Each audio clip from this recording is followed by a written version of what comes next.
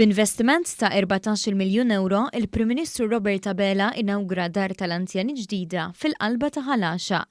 B'150 sodda, Gigo Community Residence hija mamra biex tipprovdi l-kura 24 siegħa kuljum u għandha faċilitajiet tal-ogħla livell b'karatteristiċi mill-isbaħ li jirriflettu dak kollu li hu Malti, bilan li jżommu lill-anzjani viċin l-ambjent tradizzjonali li jkunu trabbew fih.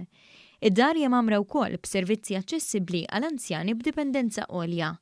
Filwaqt li l-maġġoranza tal-kmamar joffru veduta mill-isbaħ tar-raħal pittoresk ta' Ħalaxa, kull kamra hija mamra b'Wi-Fi, sistema biex tissejjaħ lajnuna ta' infermiera, televiżjoni u servizzi oħra li tejbu l-ħajja tal-anzjani. Il-Prim Ministru Robert Abela qal li minkejja l-isfidi tal-pandemija, il-privat baqa' reżiljenti u xorta investa biex joħloq l-impjiegi. Fl-istess waqt permezz ta' dan il-proġett, l-anzjani se jkollhom kura tal-ogħla livell. Il-Ministru għall-Anzjani u l-Anzjanità Attiva Michael Farrugia innolta li dan l-investiment ħoloq 100 impjieg ġdid u se jwassal biex tkompli tonqos il-lista ta' stennija ta' anzjani li kollhom mixew li jidħlu f'dar li toffrilhom kura u wens.